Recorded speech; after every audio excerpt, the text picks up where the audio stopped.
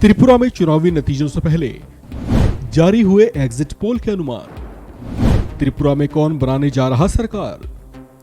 देश के पूर्वोत्तर राज्यों त्रिपुरा, मेघालय और नागालैंड में मतदान की प्रक्रिया पूर्ण हो चुकी है, जिसके बाद अब यहां पर एग्जिट पोल के अनुमान जारी किए गए हैं। इंडिया टुडे और एक्सिस माई इंडिया ने त्रिपुरा को लेकर एग्जिट पोल जारी किया है। इंडिया टुडे के मुताबिक त्रिपुरा में एक बार फिर से बीजेपी की सरकार बनती दिखाई दे रही है।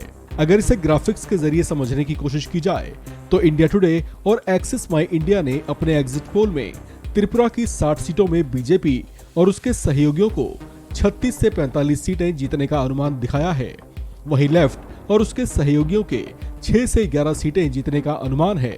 वहीं टीएमपी के खाते में 9 से 16 सीटें आ सकती हैं। इस लिहाज से इंडिया टुडे और एक्सिस माई इंडिया ने त्रिपुरा में बीजेपी की सरकार बनने की संभावना जताई है। अब अगर मैट्रिज और जी न्यूज के एग्जिट पोल आंकड़ों पर गौर किया जाए तो इन्होंने बीजेपी गठबंधन दलों के 29 से 36 सीटें मिलने का अनुमान दिखाया है। वहीं लेफ्ट के गठबंधन को 13 से 21 सीटें मिल सकती हैं। टीएमपी के खाते में 11 से 16 सीटें जा सकती हैं, जबकि अन्य के खाते में 3 सीटें मिल सकती हैं। इस लिहाज से मैट्रिज और जी न्यूज ने भी बीजेपी को सबसे आगे दिखाया है। इस लिहाज से अनुमान बीजेपी की तरफ ही इशारा कर रहे हैं। अब गौर करते हैं टाइम्स नाउ के आंकड़ों पर। टाइम्स नाउ के एग्जिट पोल में बीजेपी को 24 सीटें मिलती दिखाई जा रही हैं। लेफ्ट के खाते में 21 सीटें, टीएमपी के खाते में 14 सीटें, जबकि अन्य के खाते में सिर्फ 1 सीट जाती दिखाई दे रही है। यानी टाइम्स नाउ ने भी त्रिपुरा में बीजेपी की सरकार बनने की ओर संभावना जताई है।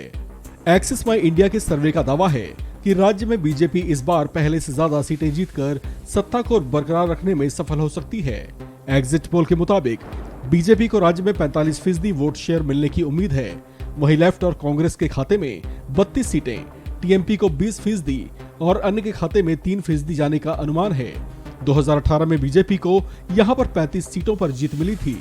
सर्वे में बीजेपी के मौजूदा सीएम माणिक सरकार को 27% लोग फिर से सीएम के तौर पर देखना चाहते हैं।